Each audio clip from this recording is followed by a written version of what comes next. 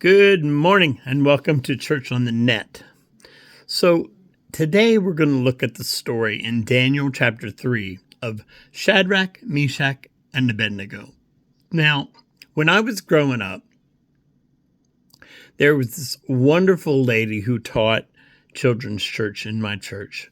Her name was Pauline Fatzinger. And you always used to get so mystified by her, I guess, because she had some missing fingers from working in the factory, but she always used to sing this little song that said, Shadrach, Meshach, and to bed we go. And it's stuck in my mind. But the story of Shadrach, Meshach, and Abednego is important, and we're going to look at one aspect of it because there's a lot in this story. The story goes that they were part of the Hebrew children where they were taken into captivity by King Nebuchadnezzar in the Babylonian Empire. And King Nebuchadnezzar had this big golden statue made of himself because he was a little vain, just a little bit. And the decree was that every time the horns blew, they were supposed to bow before this golden idol of King Nebuchadnezzar. Now, these boys only worshiped the true God. They wouldn't bow. And so they got ratted out. Somebody told King Nebuchadnezzar about them, so he had them come before him. And he told them, he said, every time the trumpet sounds, you're supposed to bow. And now these were friends of Daniel. Now Daniel didn't bow either. And in the two chapters, if you read before this, 1 and 2 of Daniel, King Nebuchadnezzar should have known that this was not going to work out for him. It wasn't going to. The key verse is what I want to talk about today. Now, we'll do the whole story, but the key verse is what the men say back to him. Basically, whatever it is, King Nebuchadnezzar, we will not bow to your golden idol. And we believe that the Lord will rescue from anything that you have for us. Now, the thing was, if they wouldn't bow, they'd be thrown into a fiery furnace. And King Nebuchadnezzar, I can never say his name right, was kind of a cruel king. So he was known for that. He threw Daniel in the lion's den. And they said, even if you throw us in the fiery furnace, we will not bow. And even if the Lord does not rescue us, we still will not worship anything but the one true God. It's kind of huge of them. So it enraged Nebuchadnezzar so that he made the fire hotter, 4 times hotter than it was.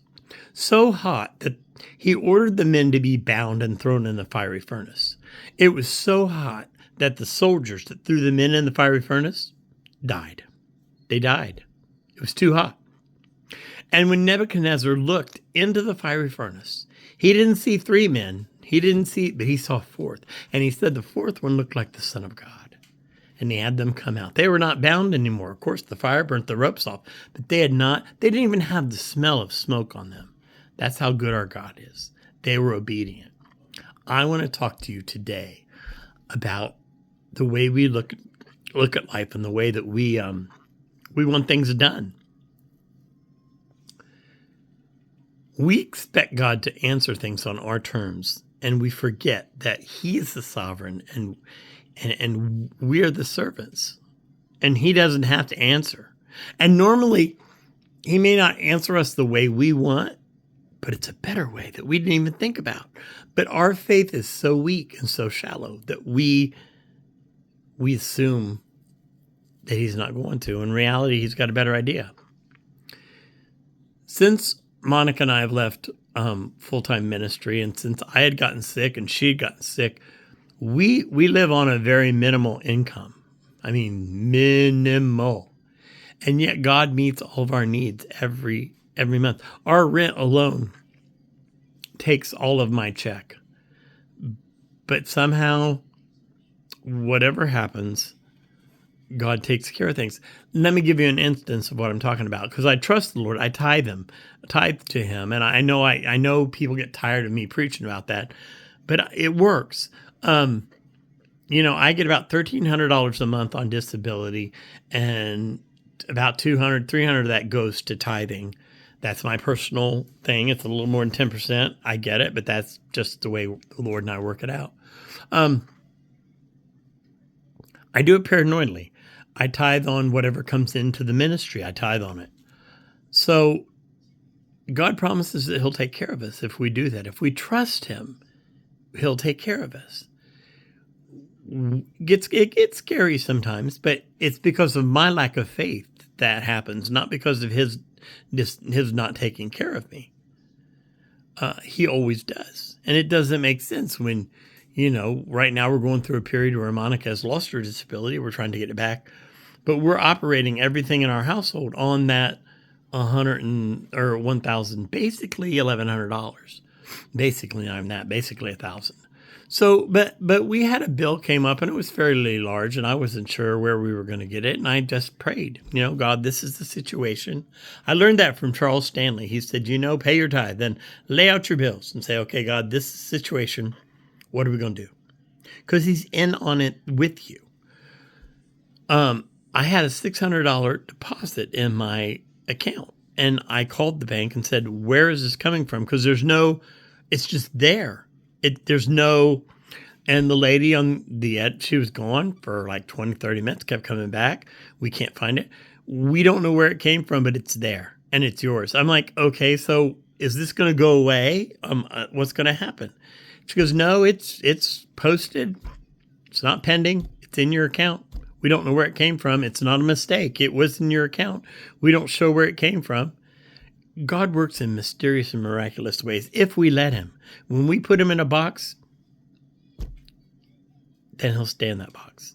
But if you take the lid off that box and let him do what he wants to do, there is nothing that God cannot do.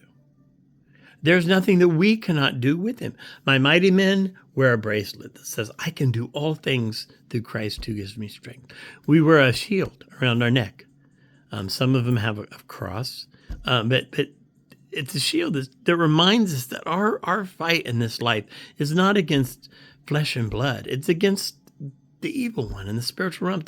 Just call his name, the devil, and where he tries to influence for bad. If you're being under attack, that means God has got something good for you, and you need to hang on.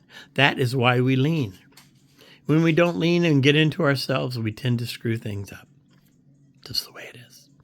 So the lesson in Shadrach, Meshach, and Abednego isn't not that God rescued them. It's their stubbornness and their strength to say, even if he doesn't deliver us from the flames, we will still serve our God. And I've said this before. If the scientists came and said everything we know about Jesus Christ was a lie, living for him the way I do is more valuable to me than living without him. So I'm not changing.